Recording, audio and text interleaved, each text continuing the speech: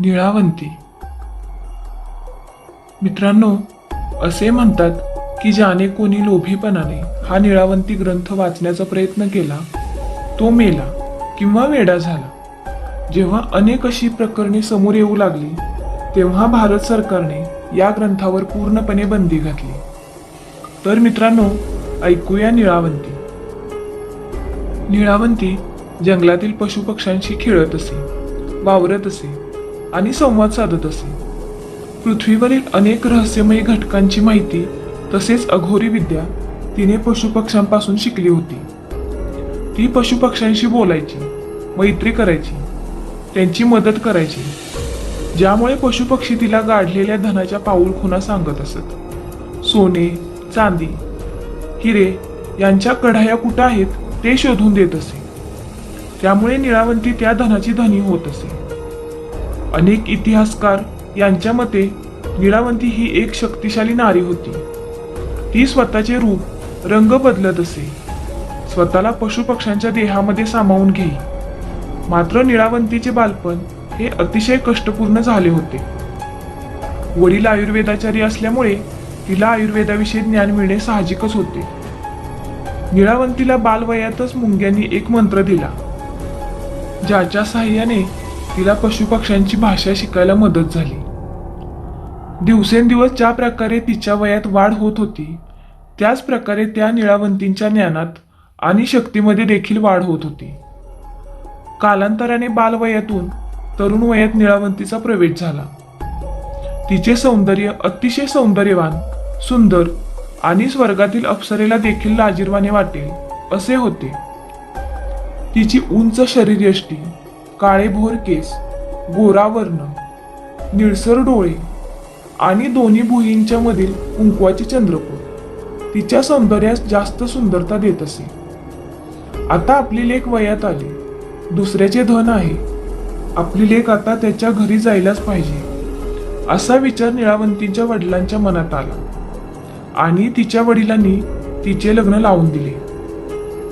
निळावंतीच्या विवाहाच्या अनेक कथा प्रसिद्ध आहेत, काही दंतकथा तर काही स्वप्नकथा.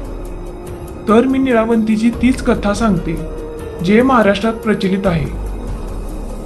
निळावंती वयात आल्यामुळे तिच्या वडिलांनी तिचे लग्न लावून दिले. एक प्रेम लावणारे सासरे मिळाले होते. नवरा, सासू सासरे, नणंद अशा सुखमय कुटुंबात ती वावरायला लागली होती. सासर खूप श्रीमंत आणि सासरची माणसं खूप प्रेमळ होती. जीवापाड प्रेम करणारा नवरा, आदराने हाक देणारी नणंद, आई वडिलांप्रमाणे प्रेम करणारे सासू सासरे लाभले होते. तिचे अगोदर असलेले जीवन अतिशय निराशमय होते. स्वतःच्या वेदना सांगायला मित्र नव्हते, स्वतःचे सुख वाटायला, आनंद वाटायला मैत्रिणी नव्हत्या. आपल्या जीवनातील येणाऱ्या अडचणी फक्त पशुपक्ष्यांसोबत ती बोलत असे. मात्र लग्नानंतर तिला आपल्या जीवनातील सगळ्या गोष्टी आपल्या कुटुंबाबरोबर व्यक्त करायला मिळाल्या. एक संवादमय वातावरण निळावंतीच्या मनाला नशिबाने दिले होते. दैनंदिन जीवन अतिशय आनंदाने आणि सुखात जात होते. मात्र येणाऱ्या काही दिवसात जे नैराश्य, ज्या समस्या येणार होत्या त्यापासून कितीतरी दूर अनभिज्ञ होती. सकाळी लवकर उठणे, चहा पाण्याचा कार्यक्रम, तसेच सासू सासऱ्यांच्या औषधीकडे बघणे, नंदेला मदत करणे, नवऱ्याला वेळ देणे अशाच कामात दिवस निघत होते. निळावंती आपल्या संसारात चांगलीच रमली होती. मात्र तो क्षण जवळ आला. मानवी जीवनात सुखाची किंमत दुःख आल्याशिवाय कळत नाही, दिवसाची किंमत रात्र संपल्याशिवाय कळत नाही. अशीच अतिशय वाईट परिस्थिती निळावंतीच्या जीवनात येणार होती. पुढील दिवस अनेक अडचणीचे आणि संघर्षाचे होते. ती एके रात्री निवांत झोपली होती. सकाळपासून राब राब काम केल्यामुळे तिच्या नवऱ्याला लवकरच झोप लागली. ती रात्र अतिशय भयावह होती. दररोज कुत्री ओरडायची, मात्र आज त्यांचा देखील आवाज येत नव्हता. जणू काही होणाऱ्या दुर्घटनेचा इशारा वातावरण देत होते. निळावंतीचा डोळा नेमकाच लागला होता. ती अंधारमय रात्र, भयावह वातावरण झाले होते. त्या रात्री साध्या कुत्र्याचा देखील आवाज ऐकायला येत नव्हता.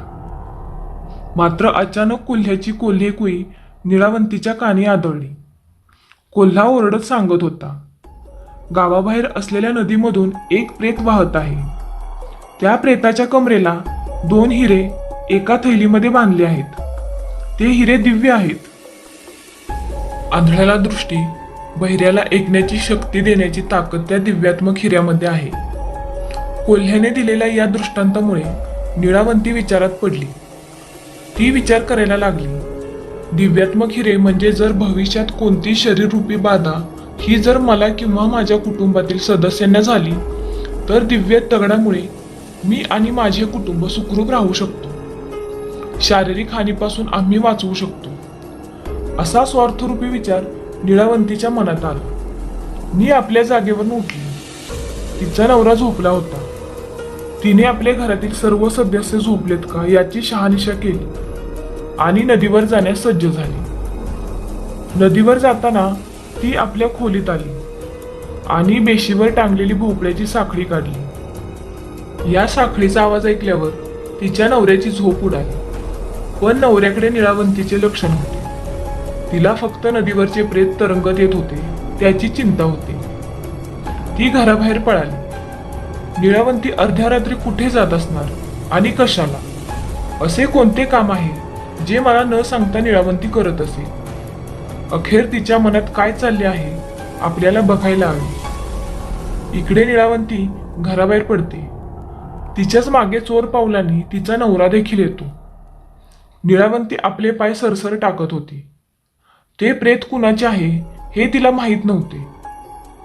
तिची महत्वाकांक्षा फक्त त्या प्रेताचे हिरे प्राप्त कसे करायचे यावरच थांबली होती. शेवटी ती नदीच्या किनाऱ्याजवळ आली. तिचा नवरा तिच्या मागेच होता.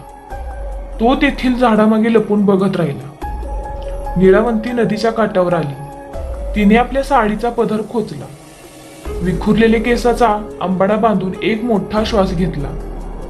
तिचा हा अवतार पाहून तिच्या नवऱ्याचे हातपाय थंड पडले होते. सोबत घेऊन आणलेली भोपळ्याची साखळी तिने स्वतःच्या कमरेला बांधली आणि बघताच नदीत उडी घेतली. ही घटना आपल्या डोळ्यासमोर घडत आहे, मात्र इतक्या रात्री आपल्या बायकोला नदीवर आंघोळ करण्याची दुर्बुद्धी सुचलीच कशी काही कळेना. निळावंतीबद्दल आपण उगीच शंका केली असा विचार निळावंतीच्या नवऱ्याच्या मनात आला. तिकडे निळावंतीने नदीत उडी घेतली होती. नदीचे पाणी अतिशय थंड होते, त्यामुळे तिचे शरीर थंडीने भरले होते. मात्र हिरे प्राप्त करण्याच्या इच्छेमुळे तिच्या शरीरात खूप शक्ती संचारली होती. निळावंतीचे लक्ष जवळच होते आणि तिच्या हातात आलेले प्रेत तिने आपल्या सामर्थ्याने नदीच्या किनाऱ्याजवळ आणले. निळावंतीचा जो तमाशा चालू होता तो तमाशा तिचा नवरा बघत होता. ते बघून आपली बायको सर्वसामान्य स्त्री नाही असे त्याला वाटले.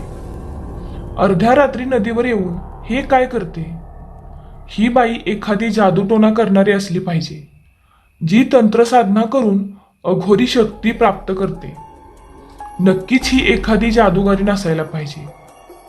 असे अनेक प्रकारच्या शंका या निळावंतीच्या नवऱ्याच्या मनात येत होत्या.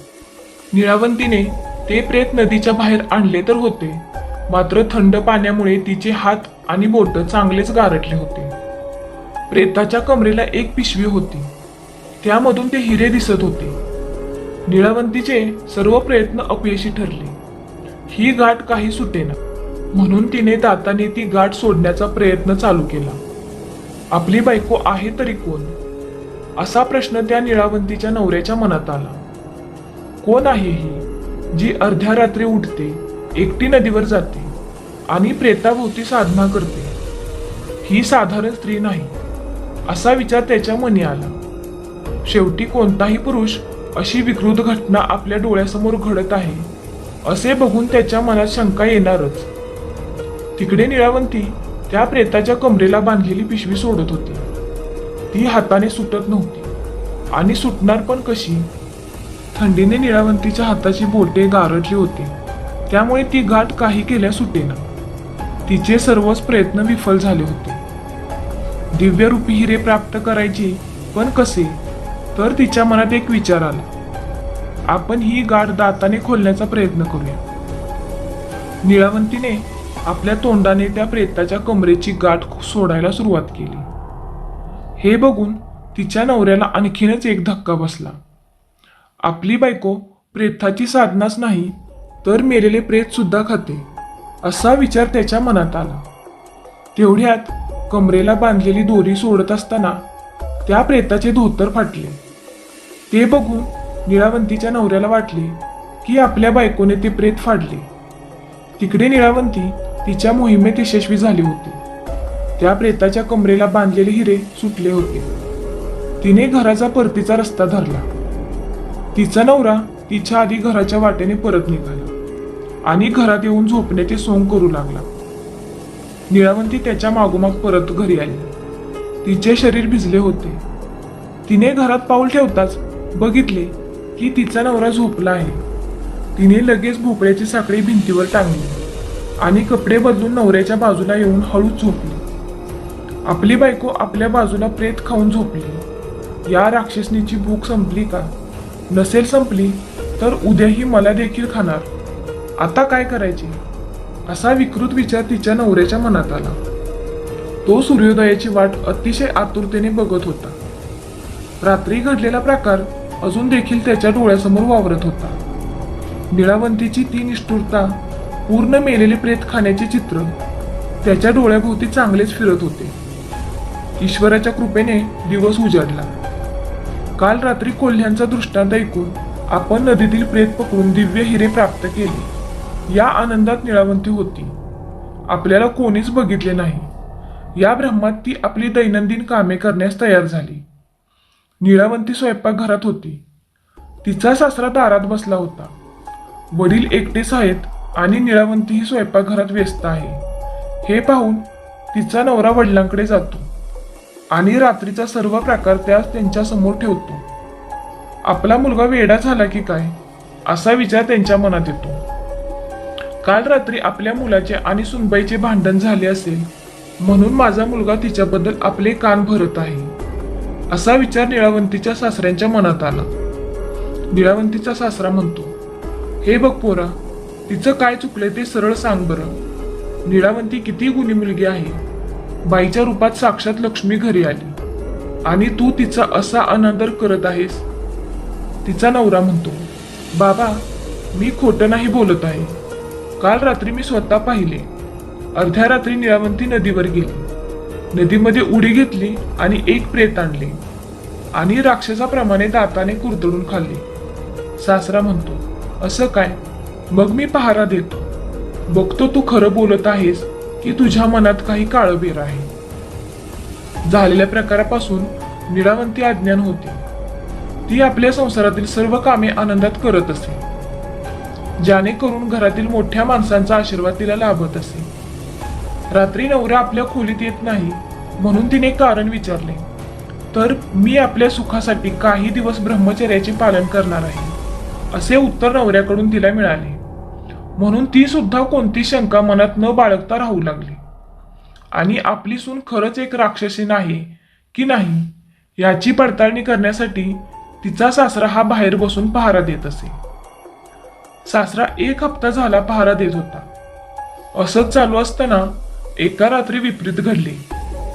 ती रात्र भयान होती. चंद्राचा प्रकाश देखील मध्यम स्वरूपात होता. रात्रीच्या वेळी जनावरे अचानक शांत झाली होती. निळावंती आपली रोजची सर्व कामे संपवून निवांत झोपली होती. त्या शांतमय वातावरणात एक टिटवी निळावंतीच्या घराच्या खिडकीजवळ येते. आजची रात्र सोन्याची आहे. जवळ असलेल्या स्मशानात हिरे मोती सोन्याने भरलेल्या 3 कढया वर येणार आहेत. पण ज्यांच्याकडे दिव्य हिरे असतील तोच व्यक्ती त्या सोन्याचे हिरे मोत्यांच्या कढया घेऊ शकतो. टिटवीचे हे शब्द कानी पडताच निळावंती ही धनाच्या मोहात पडली. तिला विसर पडला की काही दिवसांपासून आपल्या घरचे आपल्यासोबत ठीक वागत नाहीत. तिच्या नजरेत होता तो फक्त त्या टिटवीने दिलेला दृष्टांत. तिने कोणताच विचार केला नाही आणि ती बाहेर पडली. निळावंतीचा सासरा बाहेर बसला होता. तेवढ्यात निळावंती बाहेर आली. निळावंतीला बघताच तिचा सासरा तिथे असलेल्या बाकाच्या मागे जाऊन लपला. निळावंती चोर पावलांनी घराबाहेर पडली. सासऱ्याने विचार केला, मी गेल्या 15 दिवसापासून इथून हल्लो नाही. इतक्या दिवसापासून निळावंती घराबाहेर नाही. मात्र आज निळावंती चोर पावलांनी घराच्या बाहेर निघाली. ती समोर आणि तिचा सासरा हा तिचा पाठलाग करत होता. इतक्या रात्री आपली सून एकटी चालली कुठं, असा प्रश्न त्यांच्या मनात आला. निळावंती जात असताना तिच्या मनात फक्त टिटवीने सांगितलेली गोष्ट घर करून बसली होती. तिला आता धन गवसणार होते. या आतुरतेनं तिचे पाय हे भरभर चालत होते. तिचा वेग अतिशय जलद गतीचा होता. तिचा सासरा मागोमाग चालत होता. चालता चालता निळावंती एका ठिकाणी येऊन थांबली. जागा होती स्मशानभूमी. जीवनातील सत्य जिथं येऊन शांत होते, अशा वैकुंठ लोकांचा मार्ग दाखवणारी स्मशानभूमीच्या दाराजवळ निळावंतीला स्तब्धपणे उभे राहताना बघून तिचा सासरा विचलित झाला. निळावंती अतिशय शांत स्वभावाची, मनमिळावू वृत्तीची होती. तिचे खरे रूप असे असेल असे त्यांना स्वप्नात देखील वाटले नव्हते. आपली सून एक नरभक्षी आहे हे निळावंतीच्या सासऱ्याला वाटलं. सासरा आता निळावंती कोणते कृत्य करणार याचीच वाट बघत होता. तेवढ्यात निळावंतीमध्ये हालचाल होणार आहे असे त्याला वाटले.